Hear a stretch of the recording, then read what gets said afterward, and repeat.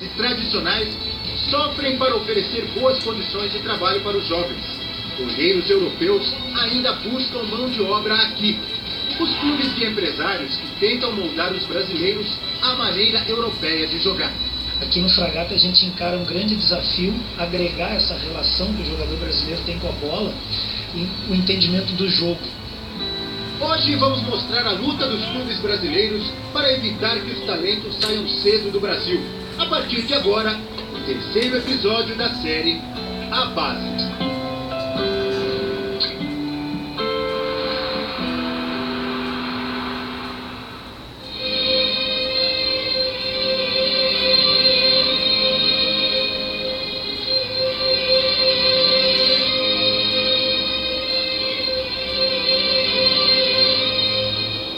Só os primeiros passos, o início da carreira de candidatos a revelações do futebol brasileiro. Mas eles já correm de olho em gramados europeus. Eu sonho Europa, né? Europa e... ganhar a Champions League é o que eu quero. Mais que Copa do Mundo, tudo. É uma Champions no Real Madrid ali. Se surgisse uma proposta agora com 15 anos, para você jogar fora do país, você iria ou é cedo? Eu iria. Por quê? Eu acredito no meu potencial. Acredito. Mas não é muito cedo? Não, se ser jogador você tem que começar desde cedo, né?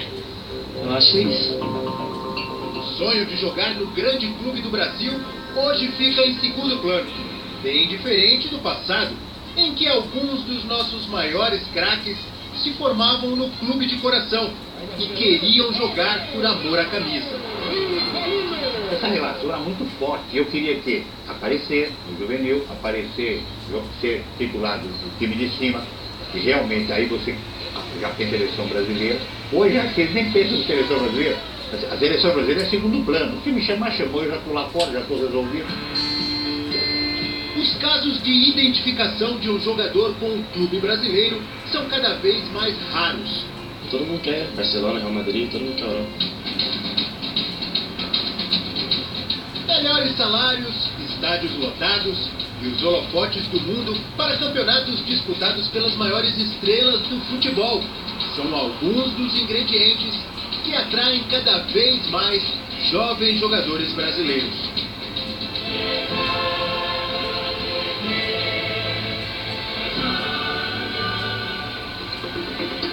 Nenhum outro país do mundo exporta tantos talentos quanto o nosso.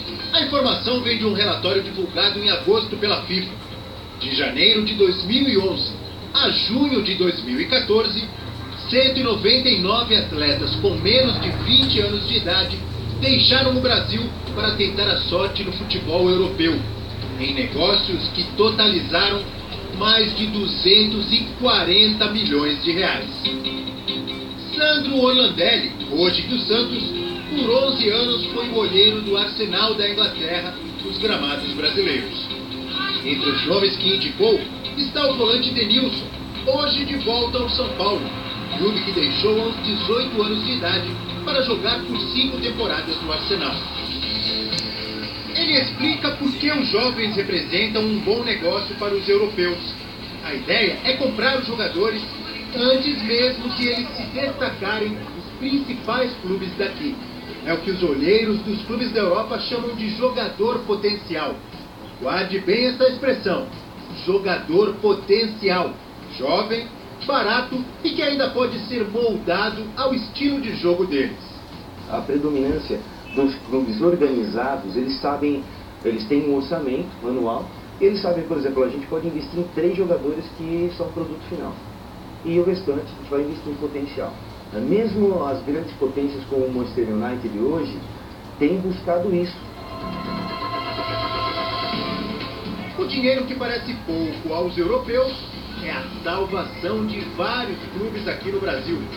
Com problemas financeiros, muitas vezes vendem suas principais revelações. Mesmo o Santos, famoso por revelar e dar oportunidades aos talentos da base no time principal, também precisa do dinheiro da venda deles para sobreviver. Os valores pagos lá fora, às vezes a gente não consegue competir, e o assédio é grande, o sonho, a cabeça dele, e ele tem que respeitar também o interesse do menino. O atleta, se ele acha, pô, eu quero ir embora. A gente já ouviu isso de muitos jogadores.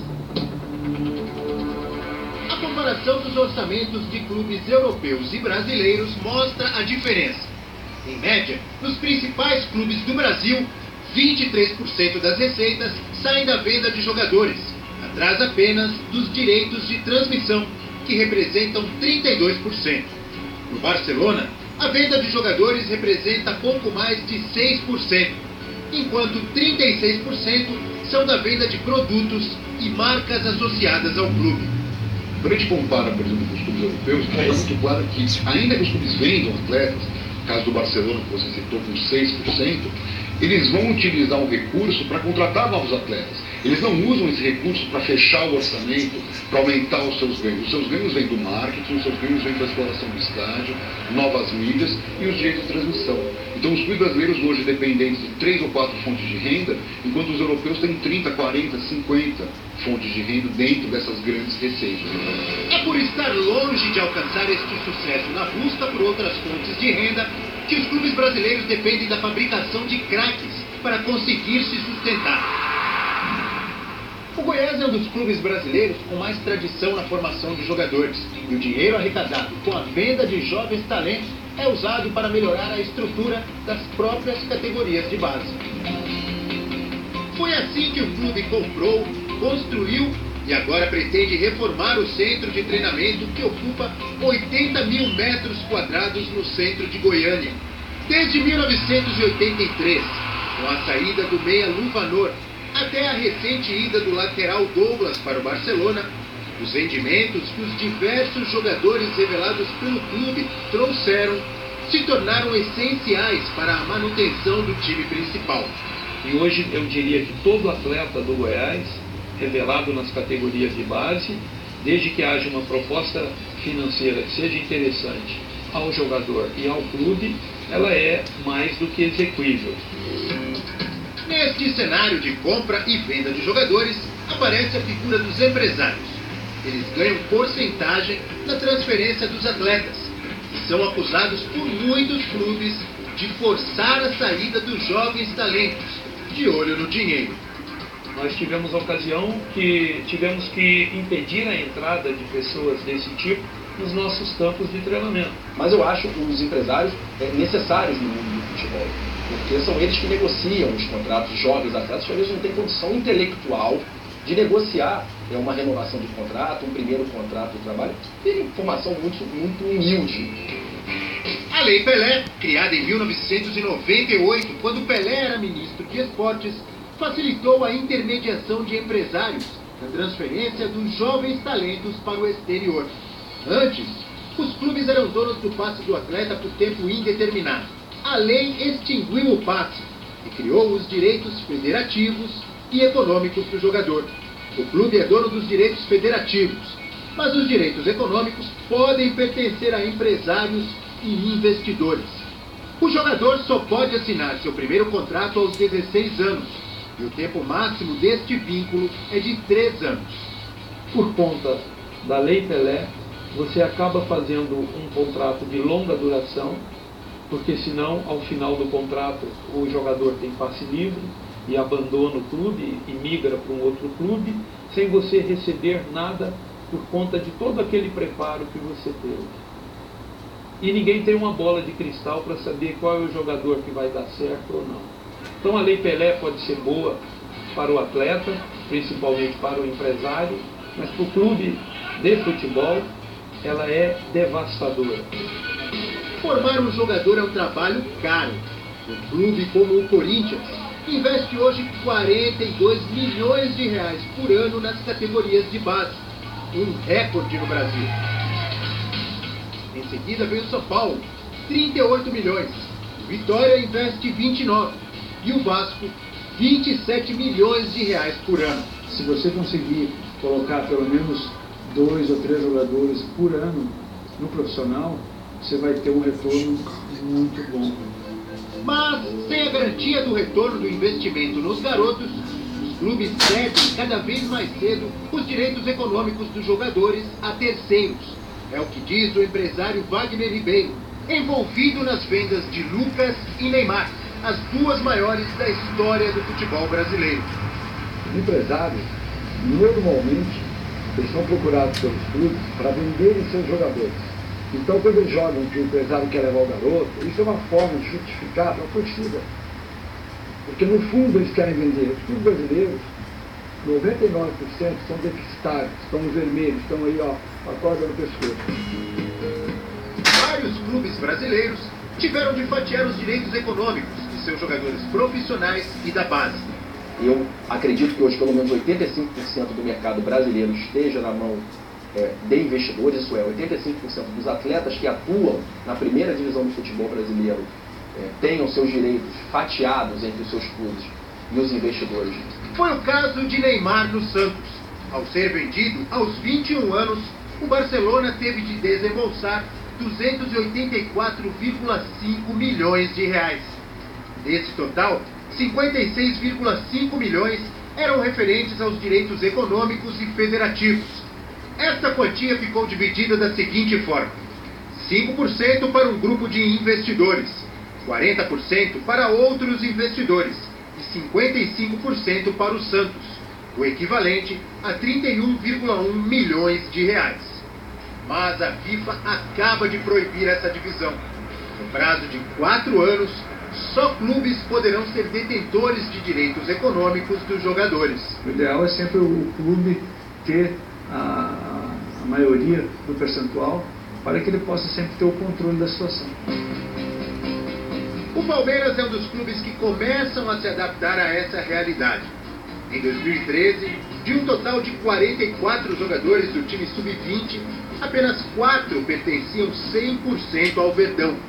Agora, o clube enxugou a categoria e está trabalhando para diminuir a porcentagem de terceiros dos direitos. Isso é uma consequência hoje do futebol brasileiro, né, das parcerias que o clube tem. Hoje, né, atualmente nós estamos com 34 jogadores na categoria juniores e a grande maioria hoje é o Palmeiras sendo o detentor do percentual maior. Quanto maior o percentual do clube, maiores são as chances de evitar que suas joias deixem o país mais cedo. E essa saída prematura de talentos já se reflete na seleção brasileira. No time de Dunga, Davi Luiz, Danilo, Luiz Gustavo, Felipe Coutinho são exemplos de jogadores que foram para o exterior com 20 anos ou menos. É o caso também de Marquinhos, do Paris Saint-Germain. Em 2011, ele foi zagueiro da seleção brasileira no Mundial Sub-17 e pouco tempo depois foi vendido pelo Corinthians para o Roma da Itália. A gente convoca um jogador que nunca jogou no Brasil, né? Que deveria ser bem ao contrário, o jogador deveria começar aqui, ele chegar ao profissional e aí ele ser chamado para a seleção. Mas nem sempre jogar fora do Brasil dá a certeza de uma carreira de sucesso. Para muitos desses jogadores que deixam o país ainda jovens, o sonho no final vira decepção. A história de Lázaro tem um começo parecido com a de Marquinhos. Após disputar o Mundial Sub-17 pela seleção brasileira, o zagueiro saiu do Atlético Mineiro para o Heerenveen da Holanda. Na base do Atlético, geralmente eles dão ajuda de custo, quando você assina o primeiro contrato é um salário base, né? Na minha época era R$500, 600, então sair daquele patamar aí para um time na Europa ganhando em euros, os caras chegam, te dão um apartamento para você morar, você vai para um país novo ganhando bem, foi uma felicidade imensa. O destino dele foi resolvido pelo empresário. Eu só fiquei sabendo em cima da hora mesmo, quando é assim, você ficou sabendo, vai, e viaja, pronto. Fiquei sabendo como se fosse hoje, 2 dias depois eu já estava viajando. Mas, sozinho na Holanda, com apenas 18 anos, ele não conseguiu aproveitar o que parecia ser a oportunidade da vida. Às vezes você vai para um lugar achando que você foi contratado, você tem que jogar, você tem que ser o melhor, mas você tem que respeitar também as pessoas que estão lá, né, os companheiros do time, então faltou isso para mim. Se eu tivesse ido um pouco, uns 2, 3 anos depois, seria uma coisa totalmente diferente. Eu estaria mais preparado, com mais cabeça, vamos dizer assim, né, mais experiência para para poder segurar o Rojão.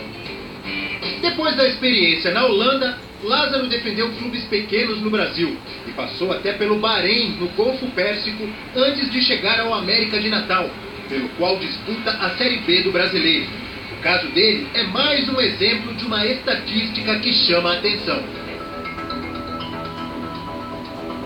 Dos 199 jogadores com menos de 20 anos que deixaram o Brasil nos últimos 3 anos, 108 já voltaram.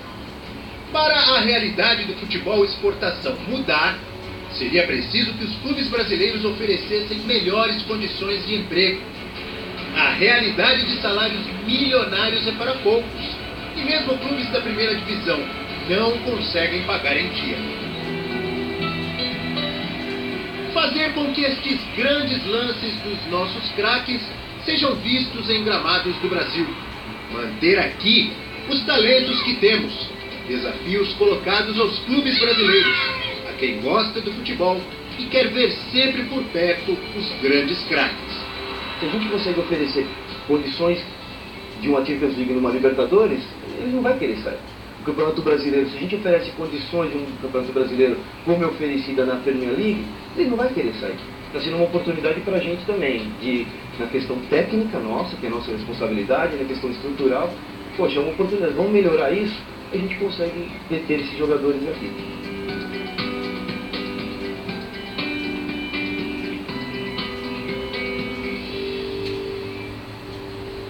Olhando todo esse ciclo, a gente volta para o ponto inicial, é a estrutura. Exatamente, a matéria acabou, perfeita a análise, é difícil, são tantos assuntos, mas se você tem um campeonato com essa organização que se tem fora, você tem um Libertadores que tem muita qualidade, tem muita rivalidade, mas não tem a organização, os estádios, eu acho que a gente vai sofrer um pouco, mas logo a gente vai recuperar e talvez a gente consiga segurar mais os garotos. Até porque eles recebem informação muito rápido hoje, né? A gente vê todos os campeonatos e todo mundo conhece Cristiano Ronaldo, Messi, mas realmente você sair cedo, pular uma etapa, é mais difícil você conseguir do que você se firmar. E a mentalidade... Ah, não, desculpa. Não, a mentalidade do jogador hoje, né? Você vê o menino falando que ele quer jogar no Clássico Real Madrid e Barcelona. Ele não quer jogar na seleção brasileira, tampouco representar o time do coração dele. Essa mentalidade, Juninho, dá para reverter? Dá sim, eu acho que passa pela estrutura. Se o garoto chega no clube com 12, 13 anos e ele tem um acompanhamento, uma condição de trabalho de profissional, eu acho que ele não vai se interessar em sair, até porque ele tem tudo lá para terminar a formação. Agora, muitos clubes que a gente sabe que não tem condição de trabalho, o garoto chega com 13, 14 anos, longe de casa, tem dificuldade com a alimentação, saudade de casa, não tem aquele acompanhamento que a gente imagina que tem que ter. Ele acaba sendo formado de uma maneira diferente. Quando alguém conversa, tem uma oportunidade para você jogar na Espanha, 16 anos, o cara não pensa nem 2 vezes, até porque é uma criança ainda. Não, sem dúvida alguma. E na semana que vem, o 4º e último episódio.